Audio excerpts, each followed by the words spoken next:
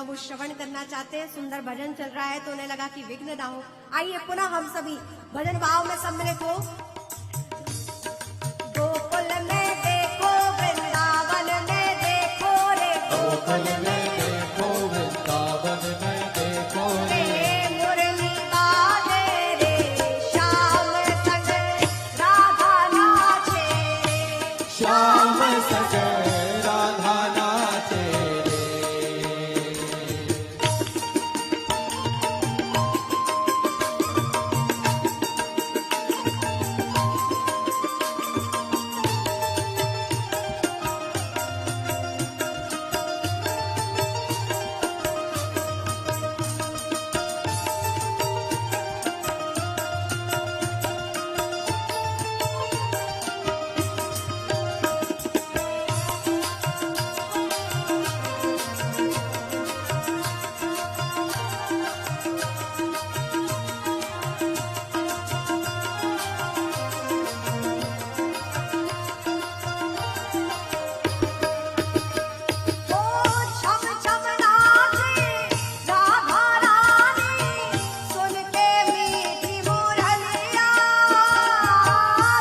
छम नाचे राधा रानी सुन के मीठी मुरलिया, श्याम छवि पे सब बलिहारी ग्वाल वाले अरे गैया, श्याम छवि पे सब बलिहारी ग्वाल वाले और गैया, सरर सरर सर के रे पवन पुरे गैया रे, सरर सरर सर के रे पवन पुरे गैया रे, सरल सरल सर तेरे पवन पुरवैया रे, मेघा घर दे रे श्याम संग राधा नाचे, श्याम संग राधा नाचे रे।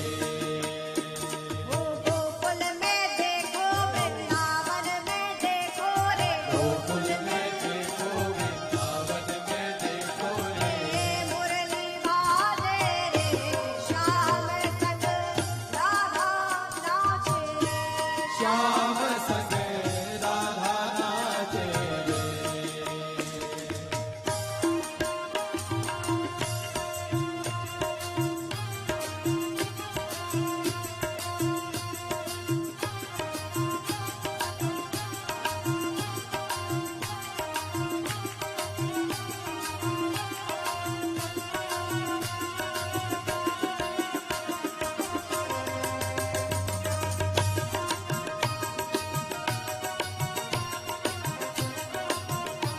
ओ बंसी बट पे यमुना तट पे कान्हा रास रचाए, बंसी बट पे यमुना तट पे राधा रास रचाए, गोपी बनकर शंकर आए, गोपेश्वर कहलाए, गोपी बनकर शंकर आए, गोपेश्वर कहलाए, डम डम डमरू बाजे कान्हा की मुरली पे, डम डम डमरू बाजे कान्हा की मुरली पे, सब जग नाचे रे श्याम संग राधा नाचे, श्याम संग राधा नाचे रे, श्याम संग राधा नाचे रे, श्याम संग राधा नाचे रे।